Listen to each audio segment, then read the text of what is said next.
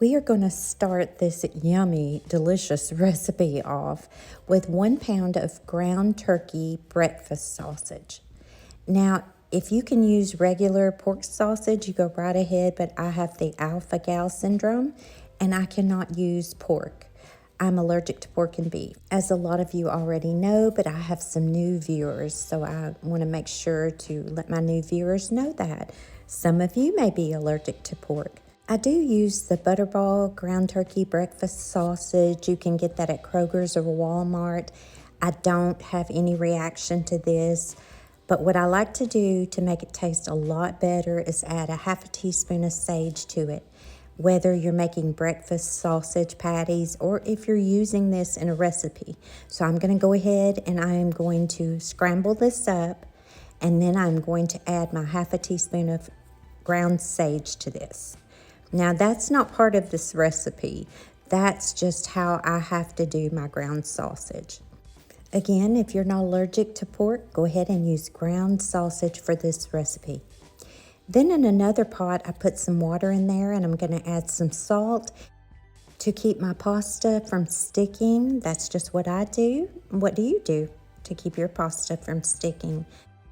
I did drain all the fat off of my ground breakfast sausage. And then once that pink has been cooked out of that ground sausage, we are going to add 1 whole red bell pepper diced, half of a yellow onion diced. Once you add the bell peppers and onions, you want to cut that stovetop eye or your burner down to simmer. And then we're just going to put a lid on this and we're going to let this simmer for about 5 minutes. Now back to our pasta. I'm just following the instructions on the box of pasta. I use whole grain pasta. You can find that at Walmart.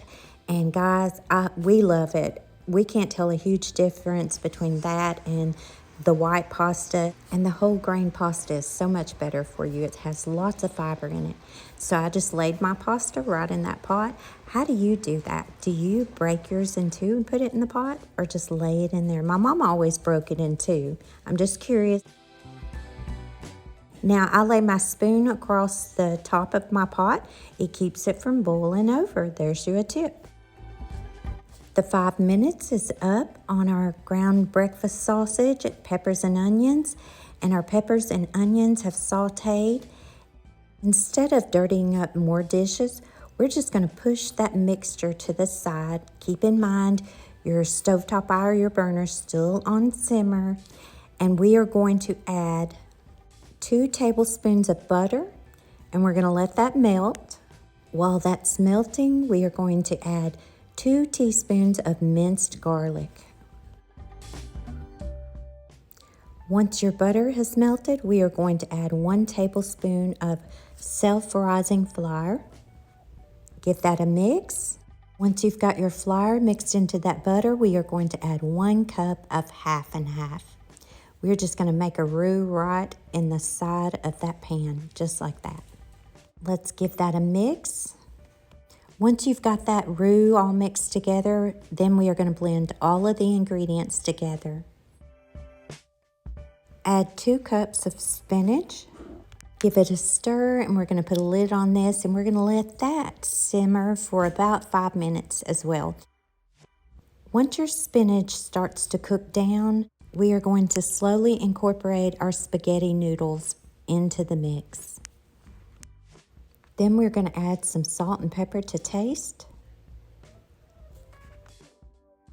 Top this with about 1 cup of Parmesan cheese. Put the lid back on it and let that Parmesan cheese melt, and voila, dinner is ready to be served. Oh y'all, this was good. A lot of you know I'm not a pasta lover, but this was one dish that I actually went back for seconds, y'all. I hope you enjoyed this, and y'all be good.